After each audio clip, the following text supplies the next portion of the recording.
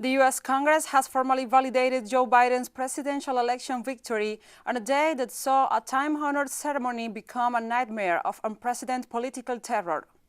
The House and Senate certified the Democrats' Electoral College win overnight early Thursday after a violent throng of pro-Trump rioters spent hours running rampant through the Capitol. A woman was fatally shot, windows were smashed, and the mob forced shaken lawmakers and aides to flee the building, shielded by the Capitol Police. Biden defeated Trump by 306 votes to 232 electoral votes and will be inaugurated on January 20th. The electoral vote of the state of Vermont seems to be regular in form and authentic, and it appears therefrom that Joseph R. Biden, Jr. of the state of Delaware received 3 votes for president, and Kamala D. Harris of the state of California received 3 votes for vice president. Are there any objections to counting the certificate of the vote of the state of Vermont that the teller has verified as regular in form and authentic? The report we make is that Joe Biden and Kamala Harris will be the president and the vice president according to the ballots that have been given to us.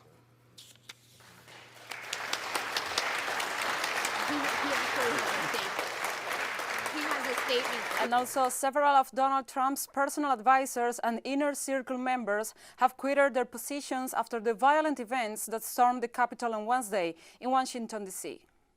Matt Pottinger, Donald Trump's deputy national security advisor, has resigned, as well as the national security advisor, Robert O'Brien, and the deputy chief of staff, Chris Lindahl, are considering to resign. So far, 6 officials associated with Trump explicited their departure from the outgoing president's staff, including members of Melania Trump's team, after an angry pro-Trump mob violently took the Congress building to sabotage the vote to certify Joe Biden's victory in November presidential elections.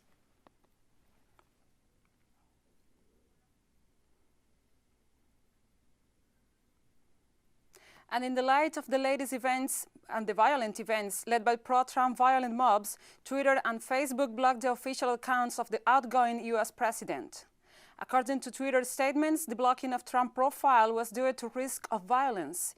In line with our civic integrity policy and recent guidance, we have placed a label on the tweet and have significantly restricted engagement with the tweet due to the risk of violence, a Twitter spokesperson said. This means this tweet will not be able to be replied to, retweeted, or liked. Facebook took similar actions to prevent further violence incitements, including the removal of a presidential post.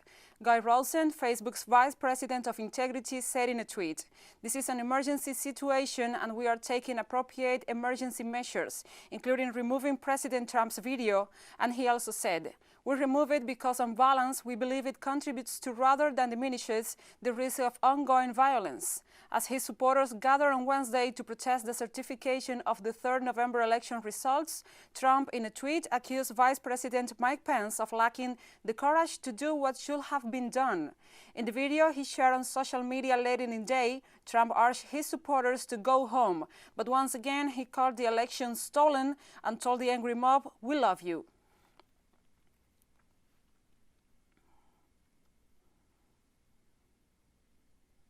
And now let's have a look at some reactions made by world leaders about the situation in the U.S. Boris Johnson posted on his Twitter account his opinion on the situation that the U.S. is facing, commenting, "Disgraceful scenes in the U.S. Congress. In the United States stands for democracy around the world, and it is now vital that there should be a peaceful and orderly transfer of power." And from France, we have Jean-Yves Le Drian, Minister for Europe and Foreign Affairs, expressing, "The violent acts against the American institutions are a grave attack against democracy. I condemn them. The American people will and vote must be respected." And the Secretary General of the North Atlantic Treaty Organization, NATO, Jens Stoltenberg, commented on Twitter, "Shocking scenes in Washington, D.C. The outcome of this democratic election must be respected," stating that the country should not be going through this and they should respect the outcome of the elections. From Colombia, we have the President Iván Duque saying, Colombia has full confidence in the stability of the institutions of the United States of America, as well as for its respect for democracy and the rule of law, values shared by our countries since the beginning of our republic. Meanwhile, in Argentina, the President Alberto Fernández posted, "We express our condemnation of the serious acts of violence and the outrage of Congress that occurred today in Washington, D.C. We trust that there will be a peaceful transition that respects the popular will, and we express our strongest support for the President-elect Joe Biden." Also, the Ministry of Foreign Affairs of Venezuela issued a communique stating, "The government of the Bolivarian Republic of Venezuela expresses its concern with the acts of violence that are taking the city of Washington in the United States.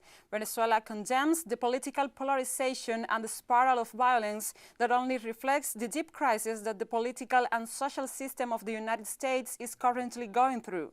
With this unfortunate episode, the United States is suffering the same thing that it has generated in other countries with its policies of aggression.